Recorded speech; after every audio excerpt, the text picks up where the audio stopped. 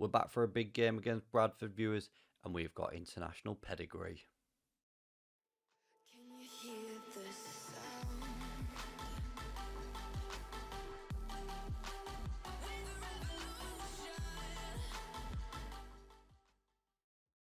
3 more signings arrived then since we last met, viewers.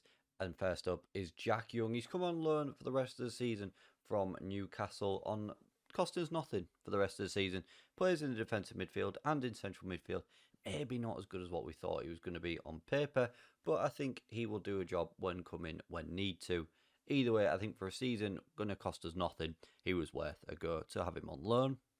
And we brought in a new goalkeeper. We brought in Ben Alnwick. He was previously at Bolton and Peterborough. Got good calibre on his CV, to be fair to him, in the lower leagues. 34 years of age now. We've signed him on a one-year deal on £950 a week. We got rid of the lone goalkeeper we had because he was taking up £1,500 a week and was a backup, so it wasn't worth it. And we signed Alnwick cheaper for a season, and it gives us a new keeper who will be our first choice. I think he's a really good addition to this squad as well. And he isn't the international pedigree that I had aforementioned. This is the international pedigree. Welcome Obafemi Martins, of all people, formerly of Newcastle, formerly of Inter Milan, spent the last few seasons in China, formerly of the MLS as well with Seattle. He's been here, there and everywhere. At 36 years of age, he is old. He goes totally against what we were trying to build here. Same with Alnwick. But I think sometimes the experience pays dividends. For, again, a season on £1,400 a week, he's already got a goal on his League 2 debut here, and I think he'll be very good to this squad. However, the only thing is, when him and Henderson play up top, if we play two up top, that means the combined age is 72. Granted, he's physically not the best anymore, but I mean, technically and mentally, he still looks outstanding and can certainly do us a job here. And I think for £1,400 a week, he is an absolute snip. A deadline day deal that went really, really well. And as I mentioned with Alnwick, we got rid of the goalkeeper back to Birmingham. We've also got rid of Damani Mele. We've sent him back to Manchester United. Certainly wasn't going to live up to the hype here. And with the arrivals of Martins, there's no need. He was certainly never going to get a look in either. So that is our transfer business done. Very astute business, I think, from us this summer. And we'll have to wait and see what the winter transfer window brings. But let's see how we've been getting on since we last met. As you can see then, we are undefeated since we last met. We followed up that 2-1 loss in the opening game of the season with a 1-0 away victory in the Carabao Cup against Hartlepool with Conor McKelney getting the only goal of the game. We picked up our first 3 points in the league with a 1-0 win away at Sutton with Josh Morris getting the goal for us. He could have had 2 as he missed a penalty. Thankfully his penalty miss didn't come back to cost us and we got all 3 points from London. And then we snatched a point away from Crawley. We were 2-0 down in the first half. Kicking off the second half, we left it so late here. 6 minutes to go, Rodell Richards got his first of the season. And then Matty Willock in the 92nd minute rescued a point from us. And that really kicked us on, I think, into this run of form and gave us a good bit of belief about the squad to show that we can actually do something this season. So we followed that up with a 1-0 home victory against Swindon with Rodell Richards scoring 2 in as many games for us. Very pleased that he has started to find the score sheet and a really good all-round performance. In the Carabao Cup then, we beat today's opponents Bradford 3-0. We left it quite late on in this game. Brandon Thomas Asante has been playing really well. He got a couple of assists in this game as well and up-and-coming games, but he got a goal to his name with 9 minutes from time. And then Ryan Cassidy got 2 injury time goals. And we won 3-0 to progress through to the next round, where we've been given a home tie against West Ham United. Back to league action then, and again, it was very late in this game. We were down to 10 men with 8 minutes to go with Touré getting sent off at 0-0.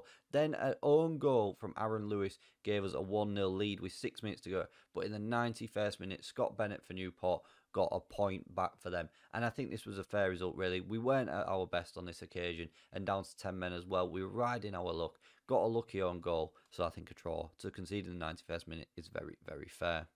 And then in the Papa John's Trophy North Section Group B, against Tranmere, we won 4-0. So again, another good win against the divisional rivals here. Rodell Williams scoring, Ian Henderson getting his first of the season, and then 2 goals in the 93rd minute. Don't know how we did it, but we did, with Ndaba and McKelney getting the goals. And I think that's really good that we can beat teams like that in the group who are also in our division, it gives us that little bit of confidence going into those games.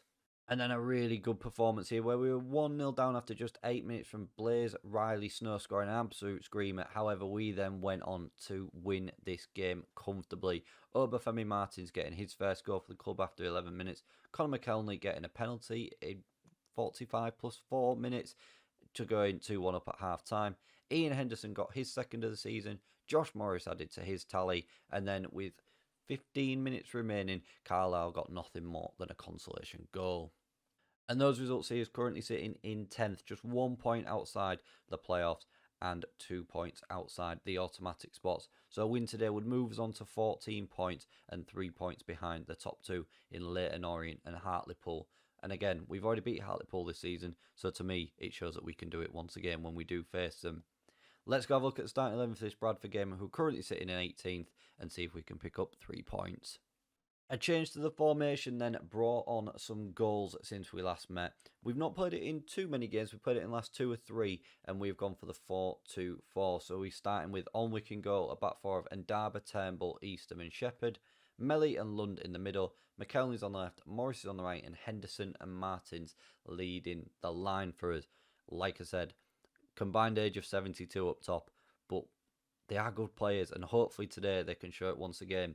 And I think with the players that we've got on this bench, with the Richards of this world and some of the younger players, when they get tired, we can bring a little bit more pace on and a little bit more aggression as well to frighten defences into making mistakes. And I think that's why we've been scoring so many late goals as well. We are on TV here then at home. Can we beat Bradford? I was just remembered as well, one thing we didn't say in yesterday's episode was another transfer target we have to in the summer, and that was Yaya Sanogo, formerly of Arsenal. Unfortunately, he didn't want to come as we go closer with Shepherd's header over the bar. He didn't want to come, he wanted about £5,000 a week. Same with Jerome Sinclair, formerly of Premier League Watford, and we can't afford those wages. The maximum we can offer is about £2,500. So we can attract the big names, or they are interested, as we are very lucky that that has not bounced in off Alnwick. But unfortunately, the wages they want are just too much for our budget at the moment. But next season, if we do go up, hopefully we can get some bigger names. Or carry on getting those big names at the club. McKelney into Shepherd. Oh, and he goes close once again. And like I said, if we can get those big names to actually sign contracts with us, like I think we'll be very, very good. Because I think Sanogo would have been very good in this division. However, I'm happy with the two that we've got up top, plus the loan signings. I think window-wise, we've done very, very well. Morris with a free kick in a dangerous area.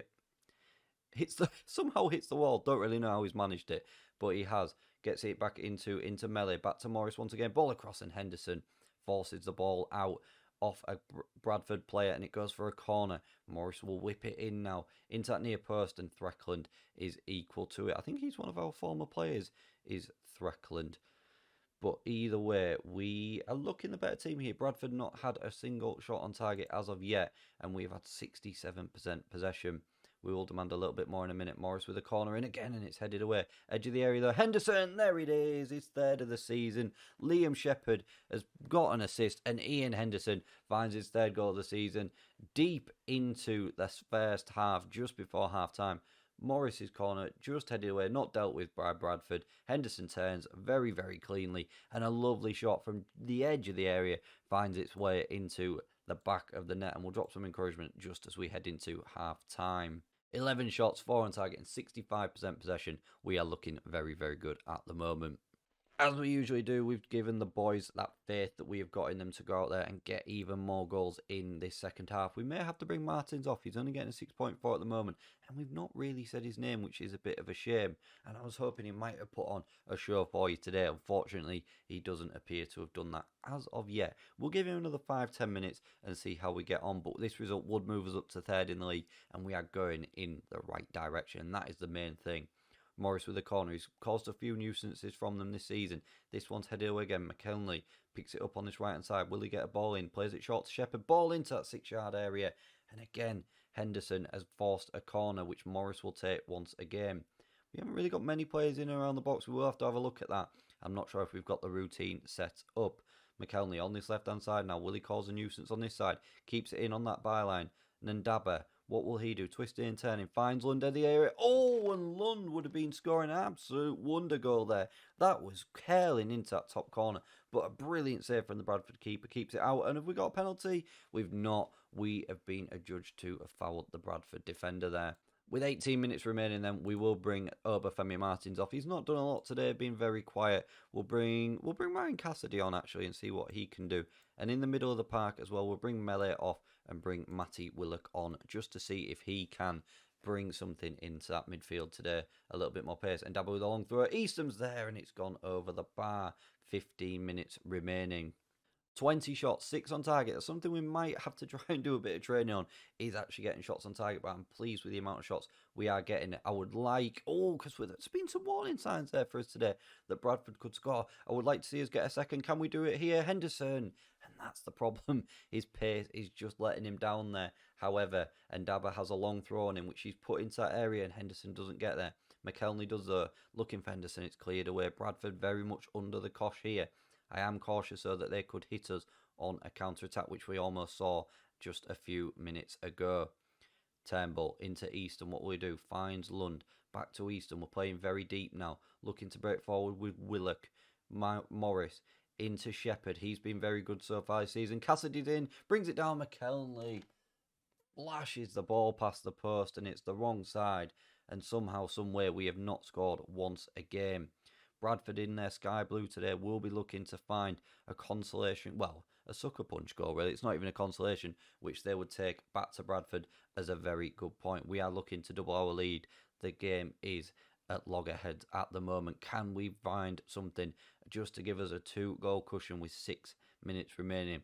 1-0 at this time. When balls are launched down like that, does worry me as Lavery picks it up on this left-hand side. Willett, though, intercepts and into possesses Bradford. Henderson looking for Cassidy, and he does. Will he use his pace? He takes it just out to that left-hand side and plays it back.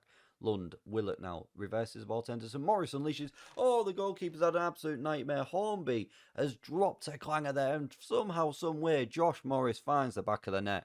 And there we are. We are 2-0 up, and that is exactly what we needed. How on earth that ball's gone into the back of the net, I do not know, but I'm not going to complain. Great ball by Henderson. Morris hits it first time. Hornby's had an absolute nightmare, hasn't he?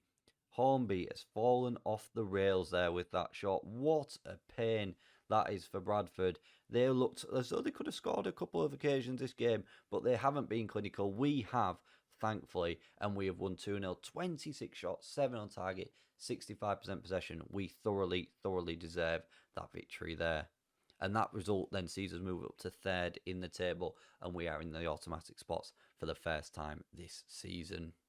Outstretch the arms, tell the boys that was a good win for us, and everyone looks absolutely delighted with that. And there is the confirmation then. We have played 7 games. We are on +5 goal difference and 3 points behind the top 2. We've obviously lost to Leyton Orient, and we've still got Hartlepool to play. I'm not sure when we play them. Well, let's go have a quick look though. If they are coming up very soon, we could play them, as I think that would be a very good game as one of our close promotion rivals at the moment.